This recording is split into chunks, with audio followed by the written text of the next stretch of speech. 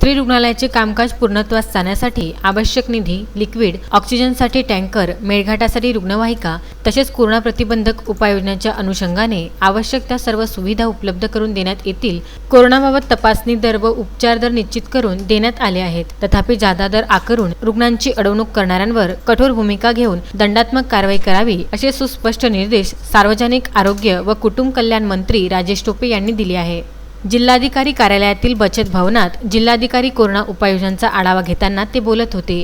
राज्याचे अन्न व औषधी प्रशासन मंत्री डॉक्टर राजेंद्र शिंगणे, राज्याचे महिला व बालविकास मंत्री तथा जिल्ह्याच्या पालकमंत्री ॲडव्होकेट यशोमती ठाकूर, आमदार सुलभा खोडके, बळवंत वानखडे, देवेंद्र भुयार, जिल्हा परिषद अध्यक्ष बबलू देशमुख, महापौर चेतन गावंडे, माजी आमदार वीरेंद्र जगताप, विभागीय आयुक्त पियुष सिंह, जिल्हाधिकारी शैलेश नवाल, जिल्हा शल्य चिकित्सक डॉक्टर श्याम सुंदर निकम आदी यावेळी उपस्थित होते।